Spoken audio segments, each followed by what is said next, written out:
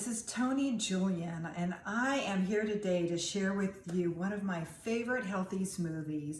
It incorporates lots of garden produce and just fresh flavors, and it's also a protein smoothie.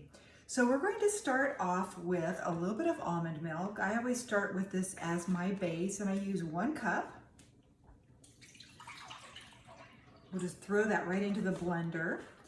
And then we're going to use cucumber, apple, and also avocado, right? So this is going to be delicious. So I'm going to throw in about 1/2 cup of apple chunks and about a 2-inch wedge of cucumber. And I've basically just sliced it and quartered it just so it blends a little bit easier. I also have here a 1/2 of an avocado.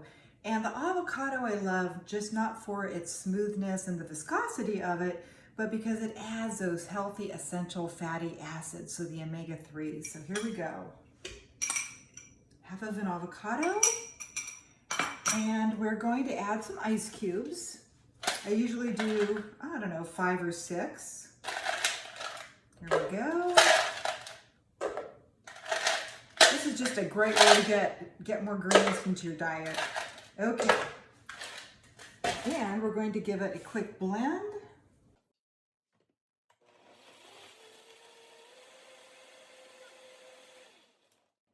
Okay, now that it's nice and blended, what I like to do is add just a little bit of sweetener. You certainly don't have to, but I like to add in certain things about a teaspoon.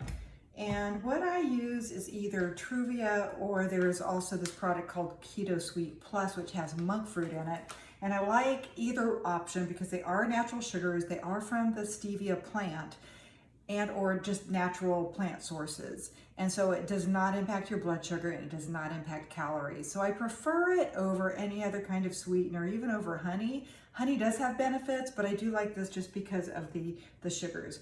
Okay, so now I'm also going to add 1 tablespoon of lemon. And I like using like lemon extracts or like juicing an entire lemon and then freezing that into ice cubes and putting a lemon cube in. So that's another great option. We're going to blend that a little bit more. All right, it's pretty smooth now. So this is the last step. And what I like to do is I like to add my proteins in last. And the reason for that is if you add protein in kind of while you are blending this, what happens is it just over froths. It incorporates all this extra air into it, and you end up with a smoothie that basically fills your pitcher, which we don't want. We don't want a gut bomb. This is 1 serving. Okay, so we're going to add our protein to it now, and I like to start off with a whey protein, and I just use a basic, like really simple, clean blend where it's whey protein isolates and concentrates, and not a bunch of other stuff to it. Sometimes maybe some branched chain amino acids, but this is just super basic, and I like to keep this running on low. And the reason for that is when you dump in your protein powder, sometimes it starts collecting around the edge here, and I don't like wasting it, and it's also really hard to clean up. So I'm just going to put this really low and drop that into the middle. So next what we can do, this is an optional ingredient, but it's something that I really like. I like using collagen peptides. And collagen, as you know, is like the foundation for our structure, for our hair, our nails, our skin, our joints.